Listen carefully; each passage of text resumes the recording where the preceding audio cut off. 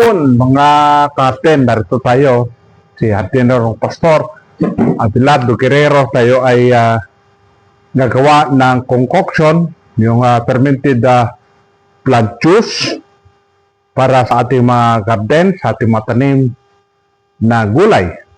Dahil kailangan niya ng pataba kahit na decomposed waste materials yung ating ginamit, but still kailangan niya ng pataba, no? So tayo ay gumawa muna ng fermented plant juice, no? Ito yung ating inhandang mga ingredients, mga dahon, no? Dahon ng alokbati, ng kamuti tops at saka madre cacao. Ito yung ating ginamit. At meron tayong molasses, no?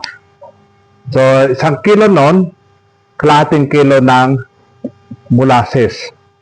At meron tayong timba dito natin ilalagay. Meron tayong Manila pepper at meron tayong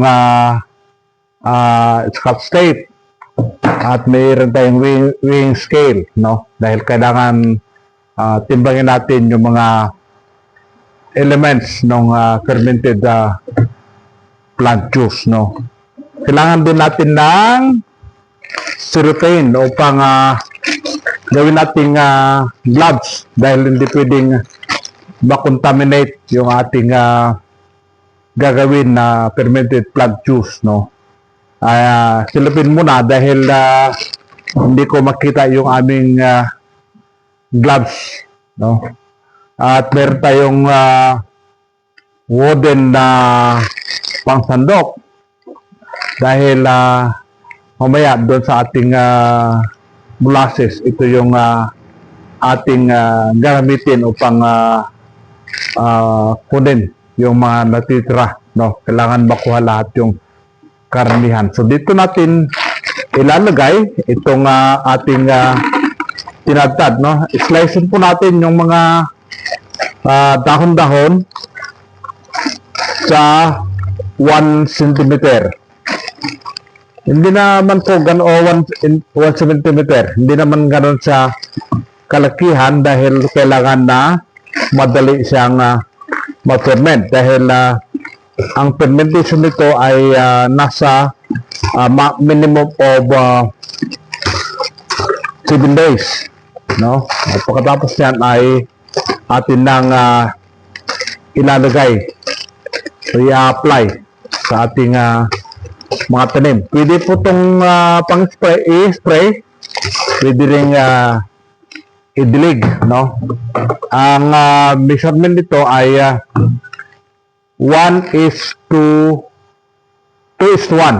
Isang 2 tablespoon ng concoction at saka 1 liter of unchlorinated water, no? So pure, no? Pwede yung tap water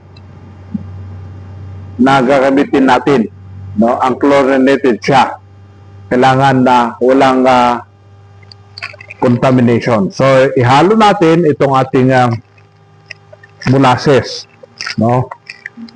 At dito ay ating inimix mamaya. At pagkatapos ay atin nang tatakpan, no, ng Manila pepper. At kailangan airtight, no, walang hangin na makakapasok para hindi siya ma-contaminate. Pure na fermented plant juice ang ating makukuha, no. Marami tayong natutunan sa ating in situ class, no.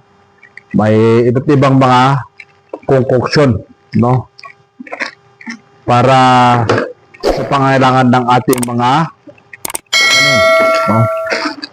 So ito yung ating gagamitin na pang mix. Kailangan mix siya nang sa ganun ay tamang-tama yung kanyang pag-produce ng juice. Ito pong molasses, ito po yung pagkain ng friendly organisms. Kasi ang tutulong sa growth ng ating mga tanim. Yan, mga kabin. Maayos na yung pagkakamix ng ating mga ingredients. Oh, galing. After 1 week, ipapakita ko po sa inyo yung resulta nitong ating ginawa. So, magandang hapon po sa ating lahat.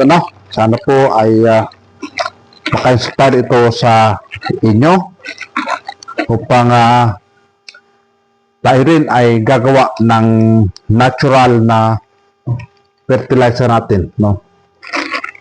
Marami pong pwedeng paraan para hindi po tayo magagastusan sa ating pagtatanim ng mga pagkain. So, magandang hapon po and God bless everyone.